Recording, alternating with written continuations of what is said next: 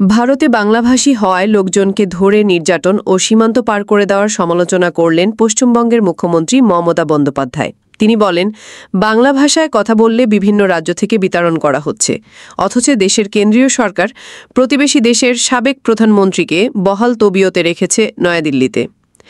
গতকাল শুক্রবার নিউটাউনের সুসম্পন্ন বহুতল পার্কিং কমপ্লেক্স উদ্বোধন শেষে নরেন্দ্র মোদীর নেতৃত্বাধীন ভারতের বিজেপি সরকারকে উদ্দেশ্য করে বাংলাদেশ থেকে পালিয়ে যাওয়া সাবেক প্রধানমন্ত্রী শেখ হাসিনা সম্পর্কে এই সব কথা বলেন তিনি।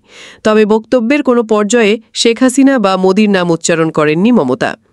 শুধু বাংলা ভাষায় কথা বলার কারণে অনেক মানুষকে ভারত থেকে অবৈধভাবে সীমান্ত পার করে বাংলাদেশে পাঠিয়ে দেওয়া হলেও শেখ হাসিনা ও তার দল আওয়ামী লীগের বহু নেতাকর্মীকে আশ্রয় দেওয়ায় এই ক্ষুব্ধ প্রতিক্রিয়া জানান পশ্চিমবঙ্গের মুখ্যমন্ত্রী।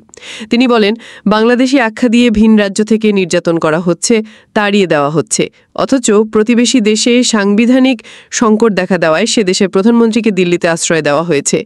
এরপরও আমরা কোনোদিন কিছু বলেছি? বাংলায় কথা বললেই বাংলাদেশি বলা হচ্ছে। 17 লাখ রোহিঙ্গা আছে, কোথায় দেখান? রাজনীতি করলে নিজের মন ঠিক করতে হবে। কে তুমি, হরিদাস পাল? মুখ্যমন্ত্রী বলেন, বাংলায় 1.5 কোটি বাইরের লোক কাজ করে, আমরা তো কোনোদিন কিছু বলি না। বাংলা ভাষায় কথা বললেই বাংলাদেশি, অথচ বাংলা এশিয়ায় 2য় ভাষা আর পৃথিবীতে 5ম। এটা স্মরণ রাখতে হবে।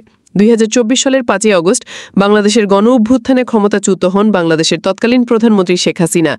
এরপর ভারতের মোদী সরকার নয়াদিল্লিতে তাকে আশ্রয় দেয়। তার সঙ্গে আওয়ামী লীগের বহু নেতাকর্মীও আছেন ভারতে।